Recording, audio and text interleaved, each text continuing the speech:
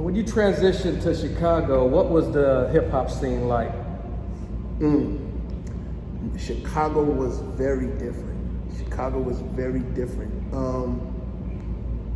So I'll tell you how I got to the hip hop scene, because Chicago had different hip hop scenes, and this is what's different about Chi.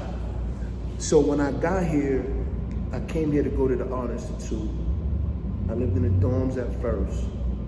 They didn't have dorms, I take that back. I lived in Roosevelt dorms, so everybody lived in Roosevelt dorms.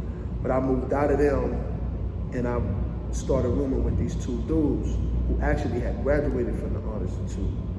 One of them was a brother named Rob Free, who happens to be Erykah Badu's cousin.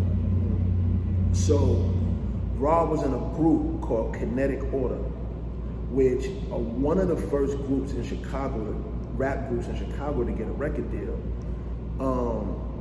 And they were making a lot of noise, and I just happened to room with them, and that's how I got in one of their Chicago hip hop scenes, because Chicago had the hip hop scene that kind of reminded me of the New York flavor, like which would be considered underground, and that whole flavor, like that's how they got out, and that's where I fit in. But there was another scene that I wasn't a part of really, and I didn't find out how far away I was from that, or how segregated those communities kind of were until a little later. But like the whole Chicago West Side, South Side hood, like the kind of more gangsterish type flavor, you know, it has such strong roots. I had no idea, you know, I really didn't I couldn't really speak heavy on what that scene was like, because I wasn't on it hardcore until later. I started meeting folks when you know, whether it was Twister or, you know, folks from his camp. I know a few folks from Twister camp, and then you got Snipers and all of them, but I really wasn't on that scene, and that was a scene.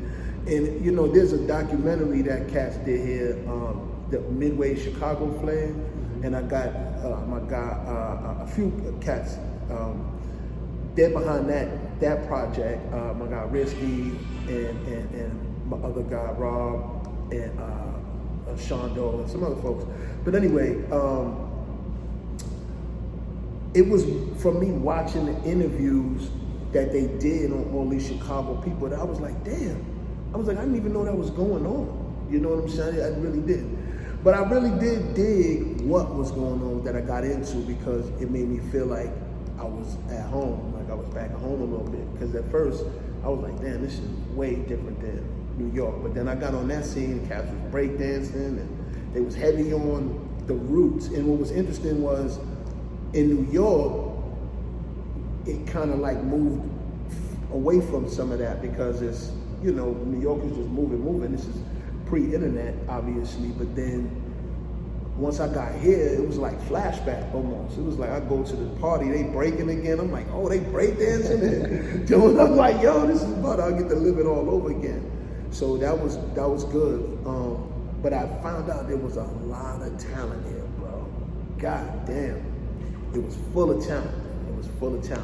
You know, and one of my favorite group still from Chicago, like Rubber One. Oh God, Not a most Lumber, yeah, them dudes there, them 3 producers and 3 rappers right there, bro. That was just something special. So, you know, folks like them and so many others, man, they really, I really was like, yo, I'm comfortable, I'm good, man. Right. Yeah, that's. So I did dig the scene though. It was very different at first because of the gangster thing, and you know, gangs wasn't in New York like that. So you know, the gang culture in Chicago is dumb strong. You know what I mean? So, but outside of that, you know, the hood is the hood. You know, and you know, people are people. So you know, as long as you're true to yourself, you always fit in no matter what. I never have a problem fitting in or doing whatever. I'm just gonna be me. I'm not gonna be nobody else. So it's all good. When you transitioned to Chicago from New York, were your pen game already, you was doing your thing? No, okay. no. So I came here. So I told you, I'm in the music, period. Right. But I came here to go to the Art Institute. You know, I've been an artist my whole life as well. So I came here to go to the Art Institute. And I wasn't right. I mean, had I written raps? Yeah, I didn't written raps, but I wasn't trying to be no rapper. You know what I'm saying? That ain't even what I was here for. Not to mention, you know, as a kid, you know, I made music as a kid too. So like I had a little studio in my room, but I mean, we did everything from rap, sing, like all of that stuff. I'm not a great singer, but I can sing. I can sing alright though. You know, back then, you know, you bust a note, the girls was with it, so you gonna do it. So,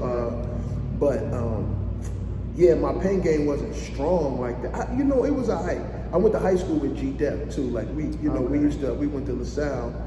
Like, you know, so we all grew up banging on the tables, busting raps, writing raps for this, that, and the other. But I wasn't taking nothing serious. It was Rob from Kinetic Quarter, my roommate. He the one that made me take it serious, because we would be at the crib and then we would be freestyling, and I wasn't even a rapper, but we would be freestyling, and he was like, yo, you know what I'm saying? And then, like I said, like Grapevine from Trends of Culture, you know what I mean? Like, that's like my brother, like, you know, so we all was always rapping. I just wasn't taking it serious, you know, like that. I'm looking at getting the money someplace else. And I told you, I'm not really into the whole celebrity starstruck thing and all that. So I was never like, yo, I want to be a star. Because I don't need the attention like that. So Right. my pen game got stronger as time progressed. You know what I'm saying?